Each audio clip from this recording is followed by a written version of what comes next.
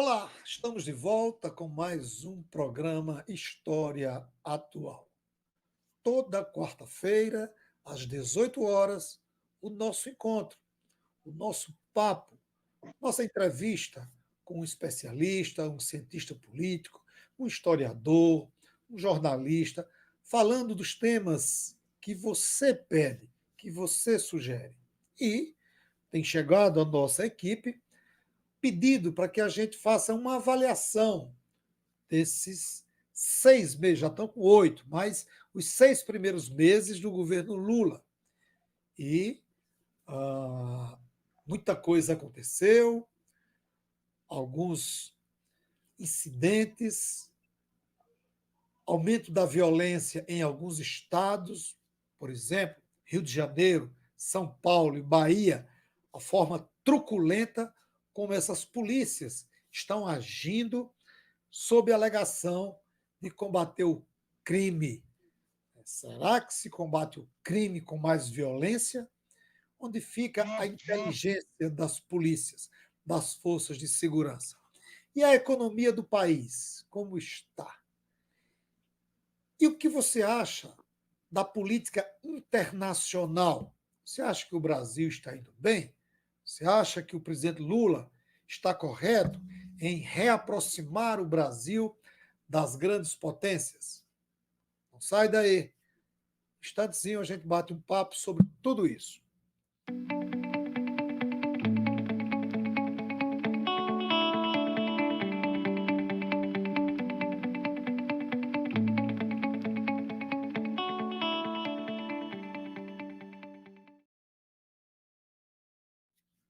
No programa de hoje, mais uma vez, temos a satisfação de receber o jornalista, jurista, professor Márcio Alexandre.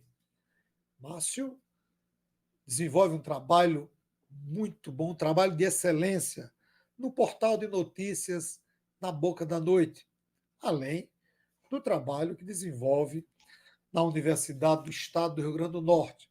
Mas aqui, hoje, ele vai conversar conosco um pouco sobre a política, a economia, o cenário nacional e internacional do Brasil. Márcio, seja bem-vindo, amigo. Obrigado. Eu sei que sua agenda é corrida para bater um papo conosco. Seja bem-vindo, colega.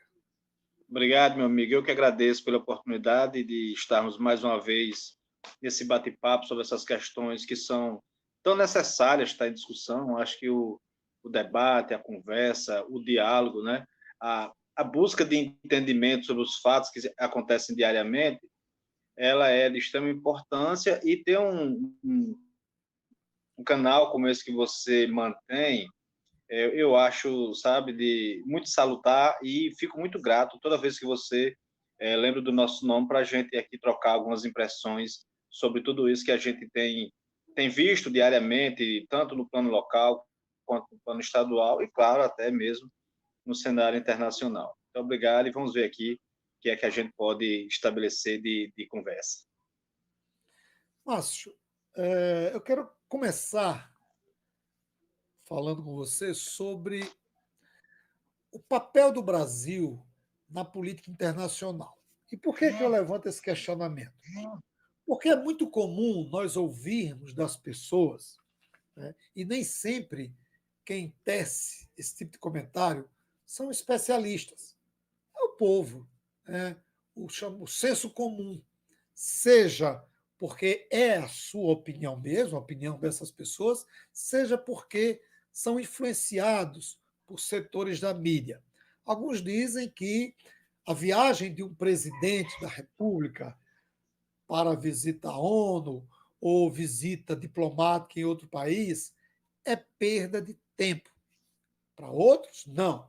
É importante o presidente da República, o nosso chefe de Estado, representar e representar bem o país.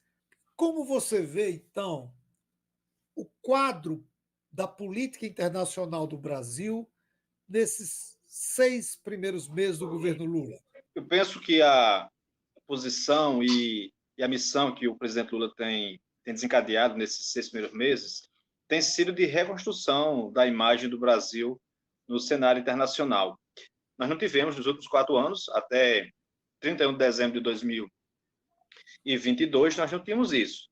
E aí o Lula reassume, em 1º de janeiro de 2023, e começa essa reconstrução, a ponto de o Brasil, né, chegar aí à presidência dos BRICS, do Banco dos BRICS, a ponto de o Brasil retomar protagonismo no Conselho de Segurança da ONU, e a despeito de o Tolstói ter dito que a vida é um fato local, e de fato é, mas com um adendo muito interessante, é que hoje todos os fatos, não importa onde eles aconteçam, a maioria deles, eu digo todos os fatos do ponto de vista da inter-relação entre os países, todos os fatos eles têm uma evidência muito forte na forma como as pessoas vivem, na forma como as pessoas se relacionam, porque a informação, as questões, elas reverberam muito rápido, né, com a internet, até mesmo com a velocidade até dos meios de comunicação e de transporte.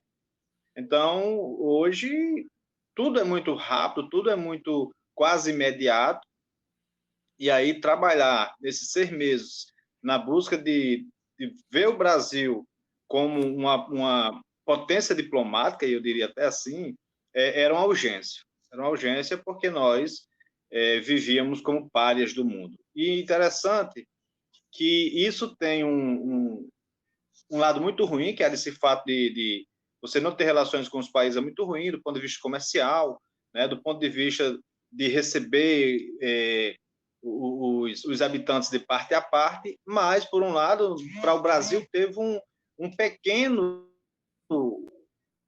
vantagem, que foi o fato do Brasil não ter apoio, por exemplo, para deflagrar um golpe, né? Acho que essa foi uma das razões pelas quais o golpe arquitetado pelo ex-presidente Bolsonaro não foi adiante, porque ele não tinha apoio. Então, aqui, das Forças Armadas, ele só recebeu o ok do chefe da Marinha. O Exército e a Aeronáutica não embarcaram na nau furada, e no plano internacional, no plano externo, Bolsonaro não tinha, então, quase nenhum apoio, ou pelo menos apoio público de que pudesse estabelecer aqui o que ele quisesse do ponto de vista de governo autoritário, absolutista, do jeito que ele quisesse, uma ditadura, e esse fator acho que foi também muito importante para que tudo não desencadeasse naquilo que ele queria, né? A despeito também da própria incompetência dos artes desse projeto, né? O caminhão, graças a Deus, não explodiu, né? Enfim, tudo isso que o Brasil já sabe, que agora os seus arquitetadores estão nas raias da justiça para pagar por aquilo que fizeram. Então, o Brasil acho que vai num caminho bom. Penso que o Itamaraty e a comunicação da presidência precisa pôr um pouco de freio, sim, no Lula, a despeito daqueles mais apaixonados acharem que o Lula é assim. Mas eu imagino que, quando você ocupa um espaço de destaque como o presidente Lula, e você não é instado a opinar sobre certas questões, é importante que você também não se coloque tão exposto a determinadas polêmicas, a determinadas delicadezas, né? Então, mas do ponto de vista geral, eu creio que o caminho vai bem. Márcio, você falou aí do processo, né, do não apoio do ex-presidente Bolsonaro em relação ao golpe, né? Apenas o alto comando da Marinha sinalizou positivamente. Exército e Aeronáutica tentaram frear, bem como publicamente nenhum chefe de Estado chegou a apoiar essa aventura, né, que teria sido um golpe no Brasil. A justiça está julgando os envolvidos no 8 de janeiro. E, a meu ver, tem sido até ágil, né? Um processo com total garantia de defesa, que isso é fundamental, né? Que todos aqueles envolvidos possam ter possam apresentar suas defesas de forma consistente.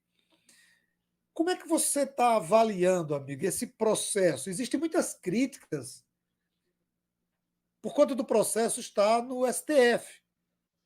Alguns chegam a afirmar que esse processo era para estar na primeira instância. Como é que você avalia o processo do 8 de janeiro? Vamos lá. Existem alguns princípios no direito, né, e que é preciso a gente ficar muito atento a eles para pensar sobre essas questões. Então, o primeiro deles é o devido processo legal. E interessante que esses que estão sendo julgados hoje, e a meu ver, dentro do devido processo legal, com o contraditório, com a ampla defesa, eles estão reclamando hoje, mas queriam instituir um regime que não garantia isso. Então, se nós tivéssemos o golpe, era uma vez devido processo legal. Uma outra coisa é a chamada duração razoável do processo. Então, os processos eles precisam ter uma duração equilibrada, primeiro, para que não se julgue de forma atabalhoada, né? Também não com muita rapidez, mas, ao mesmo tempo, também não se demore tanto, como, infelizmente, é comum no Brasil os processos se arrastarem décadas. Golpistas de hoje, eles, por exemplo, não se atentaram que o processo ajudo provado depois, o processo contra o ex-presidente Lula, por exemplo, não teve uma duração razoável, né? Milhares de páginas que o juiz, os embargadores, os acusadores diziam ter lido em tempo recorde e todos nós sabemos que era humanamente impossível. E aqui eu não estou entrando no mérito da questão. No caso dos golpistas, e aí entendo que para alguns talvez se tenha uma percepção de que está indo rápido demais, porque o evento se deu ali em 8 de janeiro, a gente está em outubro e já tem gente condenada, e no Brasil os processos eles são tão lentos, eles demoram tanto, eles se arrastam tanto, que nós temos aí, nós estamos em outubro, então nós temos 9 meses, quase 9 meses do ocorrido. Então, de fato, seria muito bom que todos os processos, independente da natureza, independente das instâncias, se eles demorassem aí 9 meses, que é um tempo razoável, né? Sobretudo no caso daquele que foi um crime, foram crimes, aliás, né, a meu ver, continuidade delitiva e transmitidos ao vivo. Então, ao mesmo tempo que os caras cometiam as infrações, os atos, a própria população tomava conhecimento com as TVs, os jornais, os portais, os blogs transmitindo ao vivo.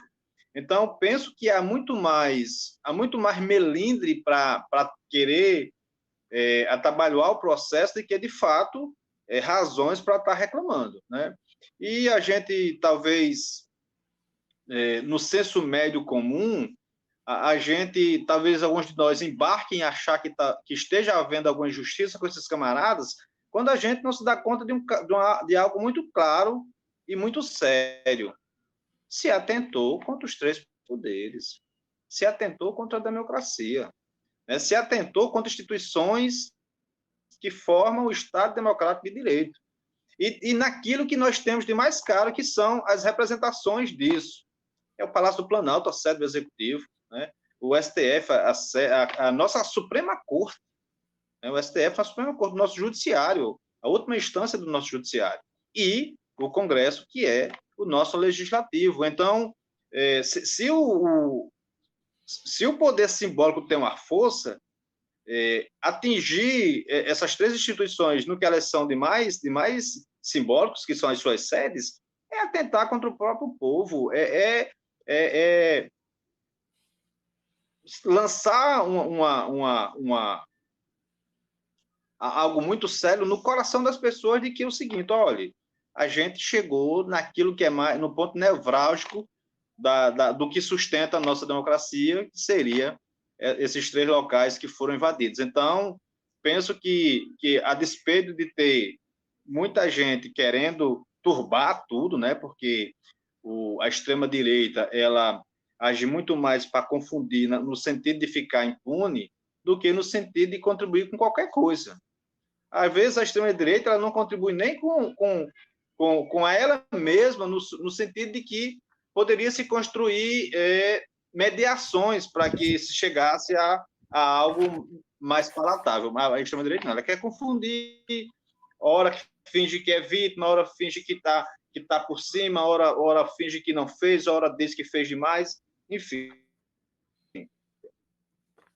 Eu penso que o STF deve continuar nessa toada, né? Garantindo ali que todo mundo seja ouvido, apresentando as provas, né? E aí a gente lembra que no processo do ex-presidente Lula ele foi cancelado porque não apareceu provas, né? Ou foi cancelado ou foi parado no estágio atual porque não tem provas. Mas mais do que garantir o devido processo legal, garantir o contraditório e ampla defesa, que se garanta que em cada ato praticado se tenha a prova correspondente que culmine com a condenação de cada um dos envolvidos. E que sejam envolvidos, sejam condenados, não exemplarmente como se pede, mas legalmente como está na lei, no Código Penal, no Código de Processo Penal e na nossa própria Constituição. Estamos conversando com Márcio Alexandre, jornalista, professor, fazendo um balanço do Brasil nesses 10 meses de governo Lula, no cenário internacional, e também um pouco do que vem causando muita polêmica, que é o julgamento dos golpistas de 8 de janeiro. Vamos sair da pauta, vamos para outro assunto, vamos para o cenário estadual. E antes de irmos para o próximo bloco, você entrou agora, não está inscrito no canal, se inscreva. Tem outros programas, outras entrevistas, que eu tenho certeza que você vai gostar. Deixe o seu comentário, dê o seu like, compartilhe a nossa programação nos seus grupos de amigos, do trabalho, da igreja. Ajude a fortalecer a mídia alternativa. Existem outros canais com propostas parecidas, com outras propostas, que também merecem ser visitados. Quanto mais a mídia alternativa se fortalece, mais nós estamos democratizando a comunicação. E a nossa proposta é levar para você informações, opiniões, análises de especialistas sobre a temática da história, a política, a economia, meio ambiente. São temas variados.